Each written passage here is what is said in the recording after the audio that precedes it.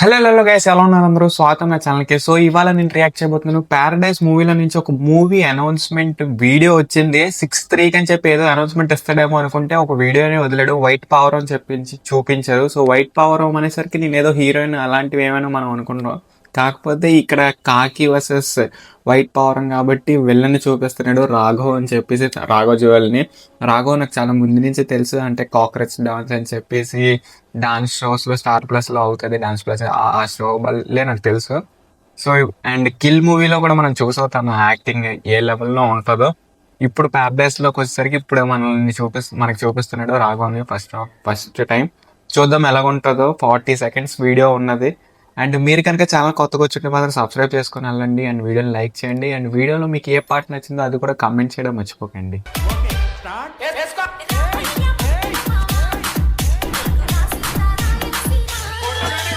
2, 1 start. కాకుల sound. ఇప్పుడు ఎవడొస్తున్నాడో ఎరికేనా? ఖాందాన్ కా షాన్ బడ్డీ అమ్మా. వైట్ అండ్ వైట్ ఆవేశం. విక్రమ్ మాలిక్ కి స్వాగతం సుస్వాగతం. Theatre look.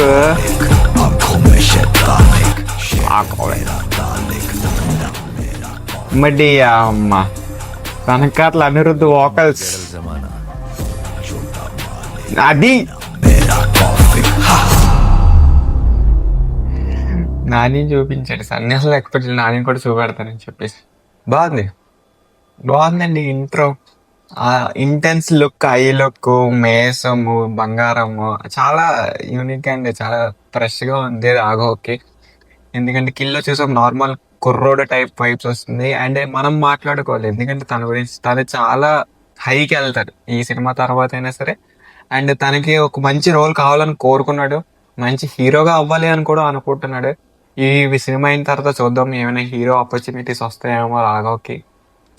చిన్న చిన్న ఎలిమెంట్స్ అయినా సరే శ్రీకాంత్ చాలా బాగా చూపిస్తున్నాడు. ఇప్పుడు ఆ చైన్ ఎగరడం కానీ అక్కడికి వచ్చేసరికి బ్యాక్ సైడ్కి వచ్చేసరికి స్లో మోషన్ వచ్చింది. అక్కడ శ్రీకాంత్ తోడు ఎలా పడింది, హైలైటింగ్ ఉంది. బ్యాక్గ్రౌండ్ మ్యూజిక్ వచ్చేసరికి ఎలాగో అనిరుద్ధ్ వాళ్ళు ఇచ్చేస్తాడు. మనకి ఆ వోకల్స్ అనేది అనిరుద్ధే వినపడింది హిందీలో.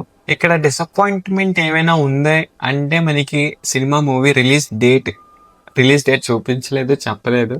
సో అది ఒక్కటే డిసప్పాయింట్మెంట్ ఉంది.